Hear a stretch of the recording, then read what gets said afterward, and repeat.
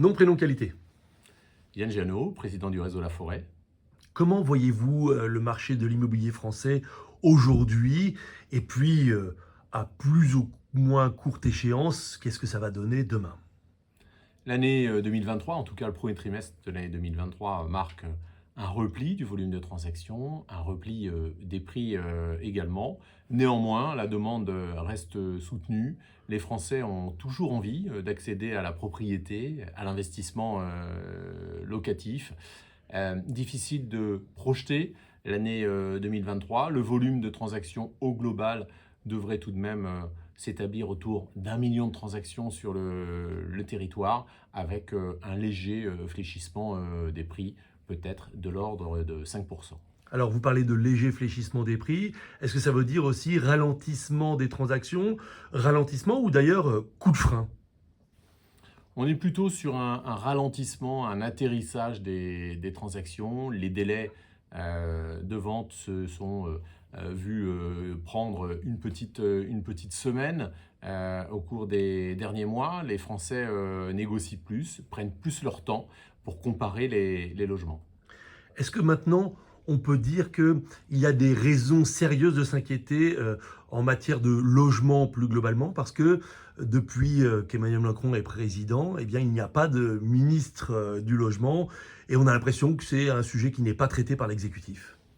Alors le logement est en effet le premier poste de dépenses des Français. Malheureusement, c'est également un secteur qui ne bénéficie pas d'un ministre de plein pouvoir, de plein exercice. Pourtant, les enjeux sont nombreux: la rénovation énergétique, l'aménagement territorial, l'accès au parc locatif, qu'il soit privé ou social. Donc en effet, on appelle de nos voeux des états généraux du logement pour le remettre à la place qu'il doit occuper dans notre société. On sait que vous êtes un secteur d'activité météo-sensible à l'économie, bien sûr. Est-ce que vous êtes inquiet pour vos franchisés et puis plus largement pour la profession qui, avec un ralentissement des transactions, eh bien, voit ses revenus évidemment baisser? Alors les entreprises immobilières, comme toute l'économie, sont davantage exposées en effet aujourd'hui aux aléas économiques.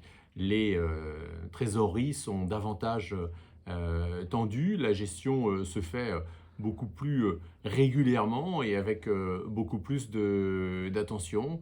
Et on espère que l'année 2023 ne sera pas trop difficile pour la filière du logement d'une manière globale. La perspective de l'année 2009 qui avait été absolument catastrophique avec 600 000 transactions et avec des fermetures par centaines d'agences immobilières et aussi d'ailleurs d'études de notaires puisque les notaires vivent aussi beaucoup des transactions immobilières. Elle est devant vous ou elle est encore très lointaine?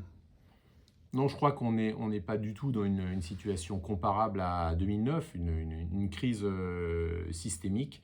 On a aujourd'hui affaire à un marché qui retrouve de la raison après l'emballement des 2 dernières années, notamment dû à la sortie de la crise Covid.